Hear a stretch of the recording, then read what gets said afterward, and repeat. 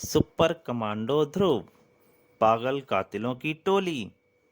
कथा और चित्र अनपन सिन्हा।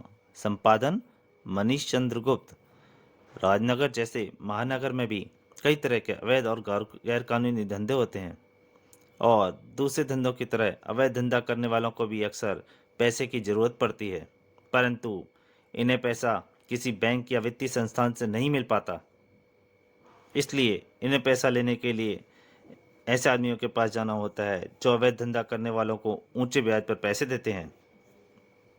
इस समय हमारे बही खातों की क्या स्थिति है मुनीम? ज़्यादातर तो ठीक चल रहा है फाइनेंसर। सिर्फ मांटो पर अभी 70 लाख रुपए बाकी है, पर उसके पास अभी एक दिन का समय और है। मांटो यानी हीरोइन और ब्राउन शुगर का धंधा करने वाला कैसीनो वाला दुर्जन की क्या पोजीशन है? उस पर 50 लाख रुपए बाकी है और उसका वक्त भी खत्म हो चुका है, पर वह 2 महीने का समय और मांग रहा है। उसने टेबल पे हाथ मारा जोर से, धड़ाक। कभी नहीं। ये सब काला धंधा करते हैं जिसके लिए इनको कहीं से भी एक धेला तक नहीं मिल पाता। मैं अपने रिस्क पर इनको करोड़ों रुपए का उधार देता हूँ, पर ये लोग उसको मजाक समझते हैं। अगर आज मैंने दुर्जन को और समय दे दिया तो कल मांटो भी और समय मांगेगा, परसों कोई और मांगेगा। नहीं, दुर्जन को मेरे देनदारों के लिए एक उदाहरण सिद्ध होना चाहिए, और चेतावनी भी। हाँ मुनीम, दुर्जन का वक्त खत्म हो चुका है, अब उसे भी खत्म हो जाना चाहिए। और उस रात रूलेट कैसीनो की तरफ जाने वाले सड़क पर एक जोड़ी कदमों की आहट गूंज रही थी। ठक ठक ठक। और गूंज रही थी पागलपन से भरी एक आवाज। दुर्जन गंदा आदमी है, मर जाएगा साला, मार दूंगा उसे। और अब इस हंगामे में एक नई आवाज शामिल हो रही थी, एक मोटरसाइकिल की गड़गड़ाहट की आवाज। और ये मोटरसाइकिल थी सुपर कमांडो ध्रुव की। ओ, ये आदमी तो खुलेआम सड़क पर कायबान लेकर घूम रहा है। जाहिर है कि इसके इरादे नेक तो नहीं है। अभी मैं इसका ढीला दिमाग कस देता हूँ। ध्रुव ने उस आदमी से बोला, क्यों श्रीमान, इस कार्बाइन से किसका कत्ल करने जा रहे हो? दुर्जन को मारूंगा, काट काट कर मारूंगा। हट जा, दूर हट, रास्ता छोड़। ध्रुव भी देख ही रहा था कि अगले ही पल उसने बगैर किसी चेतावनी के कार्बाइन की नाल की गोलियां उगलने लगीं। हे भगवान, ये तो पागल लग रहा है। पर ऐसे पागल के पास कार्बाइन कहां से आई? बारिश की बूंदों की तरह बरसती गोलियां ध्रुव को तो छू नहीं सकी थीं, लेकिन सड़क पर आते एक गैस टैंकर के अगले टायर गोलियों से नहीं बच सके, और गैस टैंकर का टायर एक गोली से फट गया, फटाक। और टैंकर बेकाबू होकर एक पेड़ से जा टकराया। अरे, इंजन आग पकड़ रहा है और ड्राइवर शायद टक्कर से बेहोश हो गया है। मुझे इसे बाहर निकालना होगा, वरना इस टैंकर के साथ साथ यह भी खत्म हो जाएगा। ध्रुव का सोचना बिल्कुल सही था। टैंकर का ड्राइवर बेहोश हो चुका था। आग टैंकर तक पहुंच चुकी है। अब टैंकर किसी भी क्षण फट सकता है। अगर मुझे एक भी पल की देरी हुई। ध्रुव ने उस ड्राइवर को उठाया और दौड़ता हुआ तेजी से दूर की तरफ भागा। तो ड्राइवर और टैंकर के साथ साथ मेरी राम कहानी भी खत्म नहीं हुई। ध्रुव बच गया था। पीछे एक जोर का धमाका हुआ और टैंकर धमाके के साथ उड़ गया था, परंतु ध्रुव ने ड्राइवर को बचा लिया था। उफ, बाल बाल बचा, लेकिन मैं पागल किधर गया? ध्रुव ने इधर उधर देखा, गायब हो गया। पर वह गया कहाँ होगा? तभी ध्रुव को ख्याल आया, मैं बार बार एक ही नाम ले रहा था, दुर्जन। और मैं इस शहर में एक ही दुर्जन को जानता हूँ, रूलेट कैसीनो का मालिक दुर्जन। वह पागल जरूर वहीं गया होगा।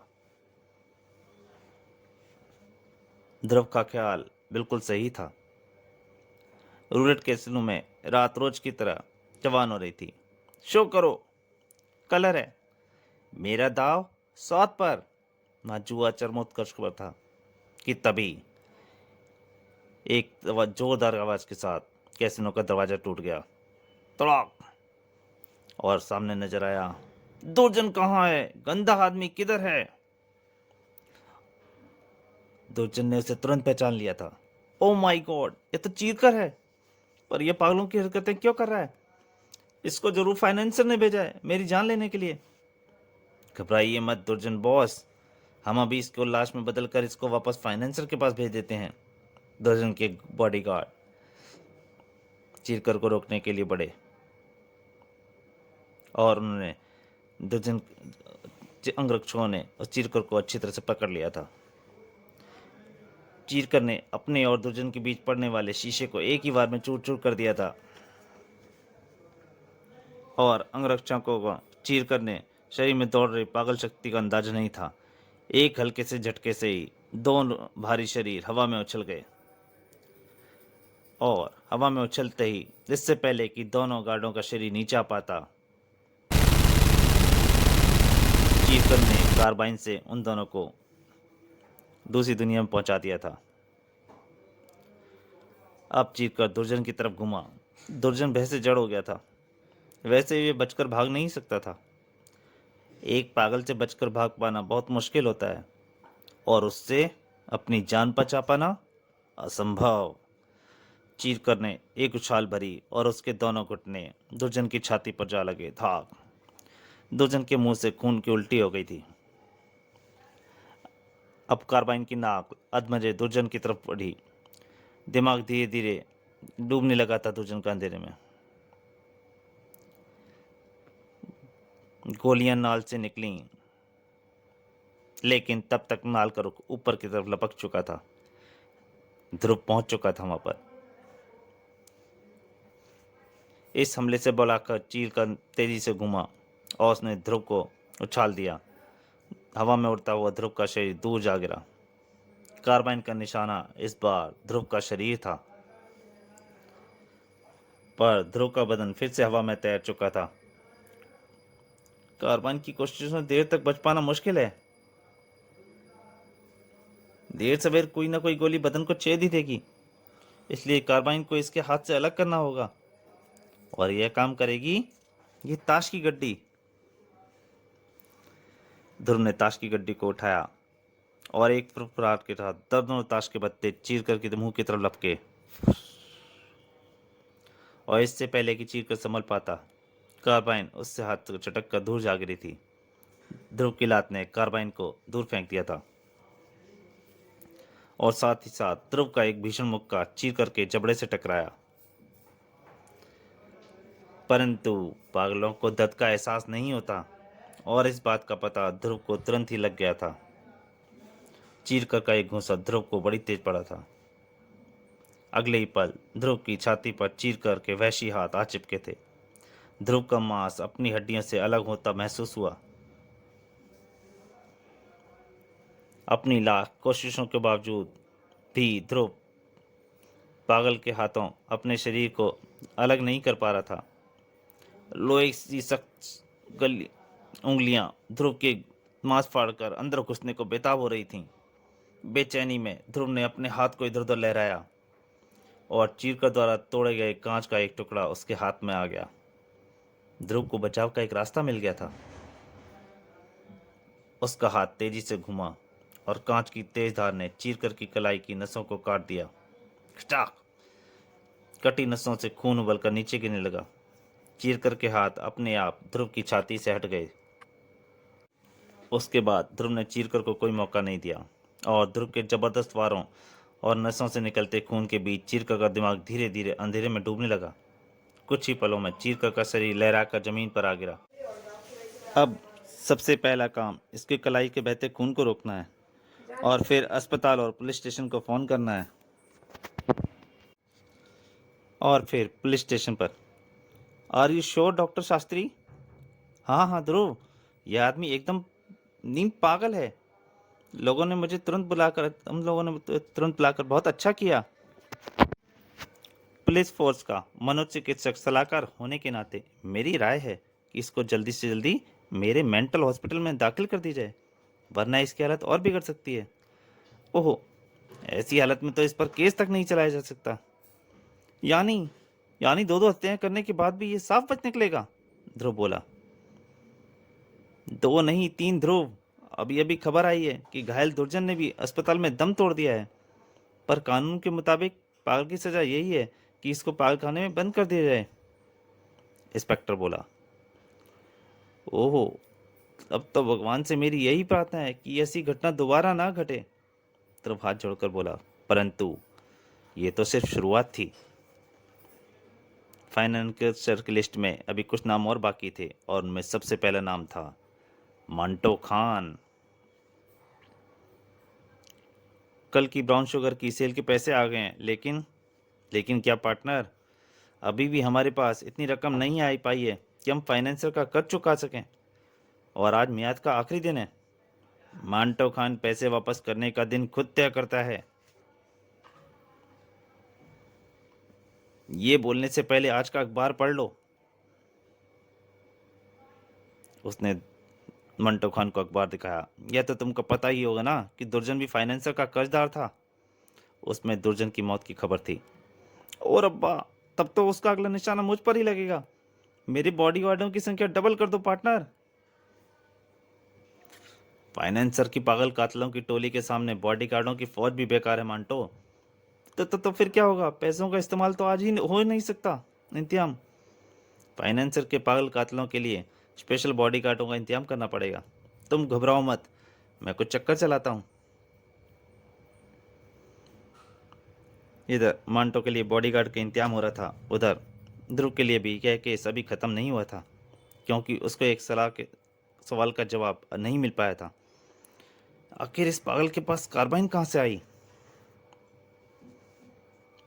बिज्जू बार, इस सवाल का जवाब मुझे यहाँ से मिल सकता है और वह जवाब मुझे इस केस की तह तक पहुँचा सकता है। ध्रुव ने अंदर पैर रखा और ध्रुव के भीतर पैर रखते ही पूरे बार में सन्नाटा छा गया और एक एक करके अपने गिलासों को आधा खाली भरा छोड़कर सभी शातिर अपराधी बार के बाहर निकलने लगे। ध्रुव नाम की मुसीबत से कोई भी अपराधी उलझना नहीं चाहता था। देखते ही देखते पूरी बार खाली हो गई।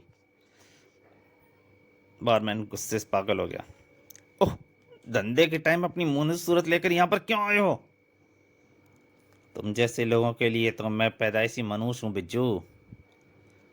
तुम्हारे बार में शहर के सभी शातिर गुंडे आते हैं, इसलिए तुमको शहर में हो रही हर उत्कल गतिविधि की जानकारी रहती है।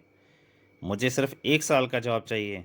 इस शहर में अवैध कार्बाइनों का स्टॉक कौन लेकर आया है और वे किसको बेची गई हैं? बिज्जू क्रोध में था। मुझे नहीं मालूम। और अब तुम मुझे यहाँ से अपने आप बाहर जाते हो या मैं तुमको उठाकर बाहर फेंक दूं? जिज्जू ने ध्रुव की गर्दन पकड़ ली और वह सचमुच ध्रुव को उठाने ही वाला था कि तभी उसको अपना शरीर हवा में उड़ता महसूस हुआ और वह किसी भारी चीज़ से टकराया। ध्रुव ने उसको उठाकर फेंक दिया था और वह पीछे लगी बोतलों पर जा गिरा था। अब उसके ऊपर कुछ भारी चीज़ें गिरने लगी थीं। कुछ समझ पाने से पहले ही शरीर कई तरह की शराबों से लथपथ हो चुका था। अब बिज्जू, अगर तुम्हारे शरीर पर गलती से एक जलती तिल्ली गिर जाए तो? रुको, मैं तो मजाक कर रहा था, बता रहा हूँ। वे कार्बाइनें चीर कर लेकर आया था और मैं एक बात और जानता हूँ। चीर कर सिर्फ 1 हफ्ता पहले मेरी बार में शराब पीने आया था और उस वक्त वह पागल नहीं था। ध्रुव के लिए छानबीन का एक रास्ता बंद हो गया था तो दूसरा खुल चुका था। चीरकर एकाएक पागल हो गया था, पर कैसे? शायद डॉक्टर शास्त्री मुझे इसका कारण बता सकें। डॉक्टर शास्त्री खुद इस सवाल का जवाब ढूंढ रहे थे। एकाएक पागल हो जाना कोई अनहोनी बात नहीं है ध्रुव। कई बार मानसिक आघात लगने से लोग पागल हो जाते हैं। मेरे ख्याल से दुर्जन ने चीरकर को कोई ऐसा धोखा दिया था जिससे चीरकर अपना मानसिक आघात खो चुका था और उसी पागलपन की हालत में उसने दुर्जन का खून कर दिया। अब चीरकर की वह अमानवीय ताकत। पागलों में अक्सर दीवानेपन की वजह से ताकत कई गुना बढ़ जाती है। वैसे मैं चीरकर का पूरा चेकअप ध्यान से कर रहा हूँ। अगर मुझे कोई अनोखी बात पता लगी तो मैं तुमको तुरंत सूचित करूँगा। थैंक यू डॉक्टर साहब, अब मैं चलता हूँ, ध्रुव ने कहा और डॉक्टर शास्त्री के ऑफिस से बाहर निकल गया। डॉक्टर शास्त्री की थ्योरी मुझे ठीक लगती है, लेकिन फिर भी मुझे पूरा संतोष नहीं हो रहा है। ध्रुव अपने ख्यालों में खोया हुआ था, पर उसे नहीं पता था बाहर कोई उसी का इंतजार कर रहा था। वे आ रहा है, ठीक से समझ गए हो ना कि क्या कहना है? समझ गया, पर पहले 500 रुपये तो दो। वह आदमी ध्रुव की तरफ लुका। साहब साहब, ध्रुव साहब। ध्रुव ने पीछे मुड़कर देखा। क्या बात है, कौन हो तुम? मैं फड़के साहब, सुधीर फड़के। मैं यहाँ पर वार्ड बॉय का काम करता हूँ ध्रुव साहब। चीरकर को मैंने ही उसके सेल में बंद किया था, पर सेल में बंद होते समय वह एक ही बात बार बार दोहरा रहा था। किसी मांटो खान का नाम बार बार ले रहा था। बोल रहा था कि नशा बेचता है, गंदा आदमी है, मैं उसकी हड्डियां चबाऊंगा, ऐसा बोल रहा था चीरकर। नशा बेचता है मांटो खान, मैं समझ गया। ध्रुव फड़के जी, आपने मेरी बहुत बहुत मदद की है। शाबाश फड़के। अब ध्रुव मांटो खान को ढूंढता हुआ उस तक जरूर पहुंच जाएगा, और ध्रुव के वहां पर रहते फाइनेंशियर के पागल कातिल मांटो का बाल भी बांका नहीं कर सकते। मांटो खान के लिए स्पेशल बॉडीगार्ड का इंतजाम हो गया है। बाजियां हर तरफ से चली जा रही थीं। आज का दिन बीत गया फाइनेंसर, और मांटो खान का पैसा अब तक नहीं आया, और ना ही कोई खबर आई। दुर्जन का अंजाम जानकर भी उसने कान पर जूं तक नहीं रेंगी।